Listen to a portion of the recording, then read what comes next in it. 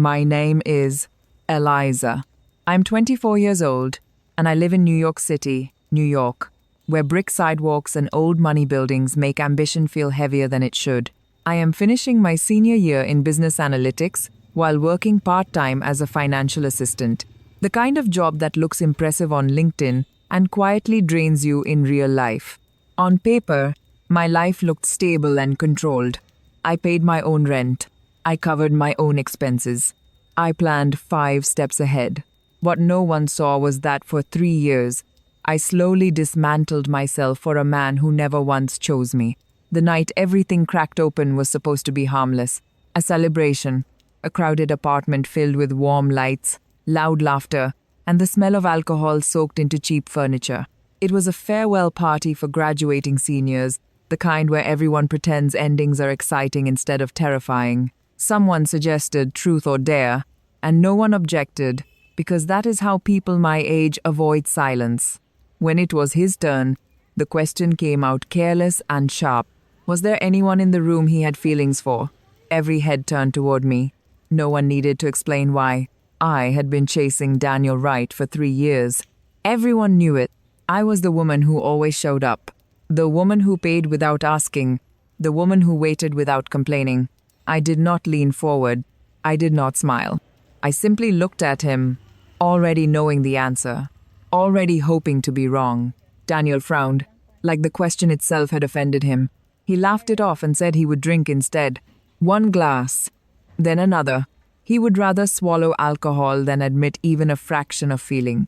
The room reacted with awkward noises, people suddenly interested in their cups or phones. No one defended me. No one needed to. The message was clear. Something inside me went quiet. Not broken, not angry, just empty. When it was my turn, I chose dare. I said I would kiss someone else in the room for 1 full minute. Someone laughed, thinking I was joking. Daniel finally looked at me then, irritation flickering across his face, as if I had violated an unspoken rule. He told me to stop being dramatic. He reached out, not to hold me, but to control the situation. I stood up anyway. My eyes landed on a boy sitting near the corner, silent, observant, younger than the rest of us. Ethan Blake. He looked startled when I approached him, like he had never been considered an option in his life. I asked him if he knew how to kiss. The room froze, the timer flipped, and when my lips touched his, I felt something shift permanently. That kiss was meant to be reckless. It became the beginning of everything. I did not always understand that what I was doing for Daniel had a name. At first, it felt like effort, then loyalty, then patience. By the time I realized, it was self-erasure. 3 years had already passed. I met Daniel Wright during my sophomore year. He was older, sharper, and carried himself with the quiet arrogance of someone who had struggled just enough to believe he deserved everything. He was known for his grades, his discipline, his future. People spoke his name with a kind of respect that made you straighten your back without realizing it. I admired him before I liked him. That was my first mistake. Daniel never chased anyone. He let people orbit him. When I started spending time with him, it happened subtly. Group projects, late nights in the library, coffee that turned into dinner because it was too late to pretend we were still being productive. He never flirted in obvious ways. He asked questions. He listened. He made me feel intelligent, useful, necessary. I mistook that for intimacy. I was the one who leaned in first. I was the one who suggested seeing each other outside of school. Daniel did not say no. He rarely did. He just never said yes in a way that mattered. Every boundary stayed blurred. Every label stayed postponed. Whenever I asked what we were, he smiled like I had asked something childish and said he wanted to focus on his future first. He said feelings were complicated. He said he did not like rushing into things. I told myself that meant I was special enough to wait for. Waiting became my personality. I paid for dinners because he was saving money. I booked study rooms because he was busy. I covered rent for the apartment he said he needed for focus, telling myself it was temporary, telling myself love was an investment. When he forgot my birthday, he said he was overwhelmed. When he cancelled plans, he said he was exhausted. When he disappeared for days, He said I was imagining distance that did not exist. Whenever doubt crept in, Daniel was ready with reassurance that sounded reasonable enough to silence me. He said I was overthinking. He said I was sensitive because I cared too much. He said other women did not pressure him like I did, then laughed and added that he liked that I cared. I clung to that sentence like a lifeline. The first time I noticed Lily more, I did not think much of it. She was younger, soft-spoken, always looking like she might break if someone raised their voice too loudly. She was introduced as someone Daniel was helping, a freshman struggling with anxiety, health issues, family problems. Daniel framed it like a moral responsibility. He said he could not abandon someone who needed guidance. I nodded and told myself compassion was attractive. Lily appeared more often after that. Study sessions, group dinners, casual mentions in conversation. Daniel talked about her the way people talk about charity work. Detached but proud. He said she was fragile. He said she reminded him of his younger self. I told myself there was no competition because he never touched her. Because he never said her name the way he said mine. Because I was the one paying for his life. But then came the details that did not add up. The jacket I bought him for winter appeared on Lily's shoulders one evening. Daniel brushed it off, said she was cold, and he did not think it mattered. The restaurant I booked weeks in advance for his birthday showed up in a photo online, tagged under Lily's account. Daniel said plans had changed last minute, and he forgot to tell me. The necklace I saved for months to buy him appeared in another photo, catching the light against Lily's collarbone. He said she admired it and he let her borrow it. Every explanation was reasonable if you wanted to believe it. I wanted to believe it. The night that finally cracked my illusion came quietly. No shouting. No confrontation. I was scrolling through my phone in bed when I saw a post from a mutual friend congratulating Daniel on a birthday dinner. The photo showed him smiling across a candlelit table. Lily sat beside him, close enough that their shoulders touched. The caption joked about how lucky he was to be surrounded by people who loved him. I was not tagged. I was not mentioned. I was not there. I stared at the screen until my eyes burned. Then I opened my banking app. Not because I planned to, but because my body needed proof of something solid. I traced the charges back. The restaurant, the gift, the apartment. Everything that made his life comfortable traced back to me. I realized then that I had not been forgotten. I had been replaced, slowly, carefully, while still being funded. That was the first night I understood the truth. I was not his partner. I was his resource. The silence after the kiss did not feel chaotic. It felt surgical. Someone laughed too loudly. Someone else cleared their throat. The music kept playing, unaware that the atmosphere had shifted. I stepped back from Ethan Blake, my pulse steady, my mind oddly clear. His ears were red, his hands gripping the edge of the couch like he needed an anchor. I thanked him softly and turned away, already done with the moment. The dare was complete. I had followed the rules. I had not broken anything except an illusion. Daniel Wright was on his feet before anyone else reacted. His jaw was tight, his voice low but sharp as he told me I had gone too far. He said I was embarrassing myself. He said I was acting out just to get a reaction. His hand reached toward me, not gently, but with the familiar authority he used when he wanted to reassert control. I stepped out of reach. For the first time, I did not care how that looked. Someone asked if the kiss had lasted a full minute. No one had actually timed it. I glanced at Ethan. He leaned back, still stunned, and said quietly that it had not. 30 seconds short. The room went still again. I looked at Daniel and told him that if rules mattered so much to him, he should have paid attention earlier. I leaned down and finished the remaining time without hesitation. That was when Daniel lost control. He grabbed my wrist and yanked me back, knocking over the timer on the table. Sand spilled across the floor like something broken that could not be fixed. He accused me of doing this to hurt him. He said I was being childish. He said if I wanted to be treated seriously, I should start acting like it. The hypocrisy landed heavy in my chest, but it did not hurt the way it used to. It only clarified. I asked the room a simple question.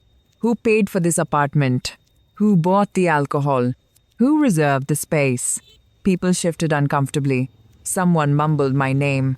I continued calmly. listing facts the way I did at work. The jacket on Lily's shoulders, the necklace around her neck, the restaurant booked under my card, the apartment lease in my name. I did not raise my voice. I did not accuse. I simply told the truth. Lily Moore looked like she might cry. She said she never meant to cause trouble. She said Daniel was just being kind to her because her health was fragile. She said if I felt uncomfortable, she would step back. The performance was flawless. It would have worked on me a week ago. Now I watched it like a rehearsed scene from a play I had finally walked out of. I asked Lily where she slept the night before. No one answered for her. The party dissolved quickly after that. People made excuses and left. Daniel slammed the door on his way out. Lily followed him, glancing back once with an expression that wanted sympathy and failed to earn it. When the apartment emptied, I stood alone in the mess I had paid for and felt nothing but resolve. The next morning, I went to the bank. I cancelled the supplementary card linked to Daniel's name. I froze the account he had access to. The manager asked if everything was all right. I said yes. I said I was reorganizing my finances. It felt good to tell the truth in a way that did not require explanation. Then I went to the apartment. I had hired movers ahead of time, not because I was impulsive, but because once I decided, I never hesitated. Daniel arrived halfway through, hair messy, eyes wild, still convinced he could talk his way out of consequences. He accused me of being dramatic. He said couples fight. He said I was punishing him for helping someone weaker. He told me I was ruining everything over nothing. I told him I was done funding his life. When he laughed, I showed him the bank statements. Every transfer, every rent payment, every purchase labeled and dated. I explained that the largest withdrawal, the one he claimed was for an accident, matched the standard deposit amount for a property in a nearby development. His face changed. Not guilt. Calculation. He asked how I knew. I told him it did not matter. What mattered was that the house was not in my name. Daniel said the house was for us. He said he was planning a future. He said he wanted to surprise me once he was stable. He said Lily had nothing to do with it. He said I was sabotaging my own happiness because I could not trust him. I asked him one question: why Lily had access to that house. He did not answer. Instead, he tried to grab my arm again, lowering his voice, telling me I was making a mistake I would regret. The mover stepped closer. He backed off, humiliated, furious, exposed. I left that apartment with everything I paid for and nothing I did not. 2 days later, printed bank statements appeared across campus. Not illegally, not anonymously, through formal channels. Shared quietly, then loudly. The story spread the way truths always do when they are supported by numbers. Daniel's reputation cracked under the weight of his own spending. People whispered. Professors distanced themselves. Friends avoided eye contact. Daniel texted me nonstop. Apologies. Accusation. Promises. Threats. I did not reply. I thought it was over. I was wrong. In his mind, I was not gone yet. Daniel did not disappear after his name started circulating in whispers. He multiplied. He showed up outside my building, outside my classes, outside my workplace, always apologetic in public, always angry in private. He said he had been misunderstood. He said people were cruel. He said I had taken things too far. When that did not work, he shifted tactics. He said he was scared.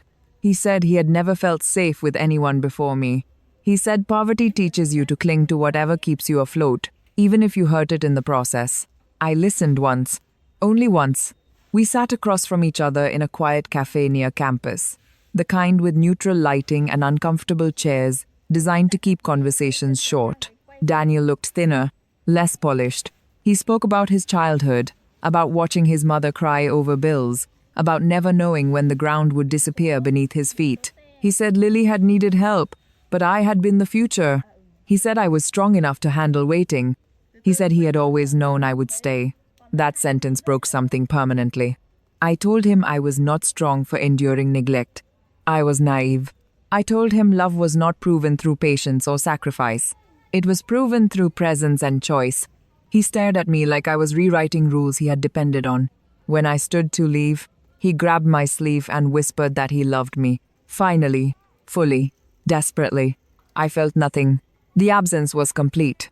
No anger, no sadness, just a quiet certainty that whatever bond he thought existed had already died months ago. After that, I stopped engaging. I blocked his number. I changed my schedule. I filed a formal notice through legal channels regarding financial recovery. Clean, precise, unemotional. Daniel sent one last email accusing me of cruelty, of abandoning him when he needed me most. I did not respond. I no longer needed to defend myself to someone who had built a life on my silence. While his world contracted, mine expanded. I accepted an exchange program overseas, something I had postponed for years because Daniel always said it was impractical. I started packing my life into boxes that belonged to me alone. In the middle of that chaos, Ethan Blake appeared again, quietly, respectfully, like he had never assumed access to me in the first place. We talked, slowly. He never asked me to explain, Daniel. He never asked me to justify my decisions. He listened without interrupting. He noticed small things, like when I limped from walking too much, or when my hands shook after long days. He showed care without obligation, interest without entitlement. One night, after I twisted my ankle rushing between errands, Ethan showed up with bandages and antiseptic. He knelt in front of me, careful, focused, treating my injury like it mattered, because I mattered. When I asked why he was doing all this, he shrugged and said, "Liking someone should not feel like debt." That sentence stayed with me. Photos of us began to circulate. Nothing dramatic, just proximity, just comfort. Daniel saw them. He unraveled completely after that. He tried to contact my friends. He accused Ethan of stealing me. He said I was rebounding. He said I would regret choosing someone easy over someone intense. I did not reply. The final confrontation came months later, unexpectedly, at the edge of campus on a cold afternoon. Daniel looked exhausted, desperate. He told me he had cut Lily out completely, that he had lost opportunities, that he had suffered enough. He said he finally understood what he had done wrong. He begged me to come back, to rebuild, to let him prove himself. I looked at him and felt only distance. I told him, growth that requires destruction is not growth I want to witness. I told him I did not hate him. I simply no longer belonged to his story. When he asked how I could be so calm, I answered honestly. I said I had already mourned him while we were still together. He cried, loudly, publicly. It did not move me. Ethan waited a few steps away, giving me space without abandoning me. When I turned toward him, he asked only if I was ready to go home. I nodded. That was when I understood the difference. Daniel loved how I made him feel safe without effort. Ethan loved me without conditions. As we walked away, Daniel shouted after me that he had loved me first. I did not turn around. Love that arrives only after consequences is not love. It is regret. For the first time in years, I chose peace over chaos. And it felt like freedom. I live differently now. My mornings are quiet. My finances are simple. My phone does not buzz with apologies disguised as demands. I no longer wake up wondering if I asked for too much by wanting clarity. I no longer rehearse conversations in my head, trying to sound reasonable enough to be loved. The life I have now is not loud or dramatic. It is steady. It belongs to me. People sometimes ask if I regret how things ended with Daniel. They lower their voices when they ask, like regret is something contagious. I always give the same answer. I regret how long I stayed. I regret how convincingly I learned to excuse neglect by calling it patience. I regret confusing endurance with devotion, but I do not regret leaving. Walking away was not cruelty. It was self-respect arriving late, but determined. Daniel stopped reaching out eventually, not because he understood, but because there was nothing left to pull from me. That was the pattern all along. When the resources ran out, so did the affection. I heard later that he framed our story as a tragedy where he was misunderstood and abandoned. I let him keep that narrative. People who need to be victims will always find a mirror willing to lie for them. Ethan never asked me to heal faster. He never asked me to forget. He never asked me to become smaller so he could feel larger. He simply stayed. When I hesitated, he waited. When I doubted, he listened. When I was quiet, he did not fill the silence with promises. He filled it with presence. That was how I learned that love does not require collapse to be convincing. Sometimes, late at night, I think about the woman I was at the beginning of this story, the version of me who believed being chosen was something you earned through sacrifice. I do not judge her. She did what she thought love required. But I no longer mistake that version of myself for wisdom. Growth, I learned, is not becoming harder. It is becoming clearer. I am not bitter. I am not vengeful. I am simply done. Done explaining why I deserve honesty. Done justifying why boundaries are not punishments. Done mistaking potential for partnership. If there is one truth I carry forward, it is this.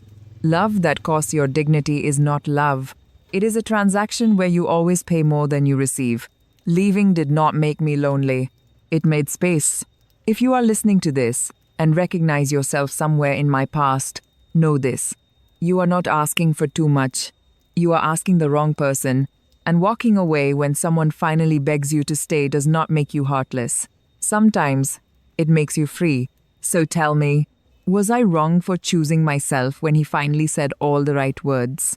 Or was that the first honest decision I made in 3 years?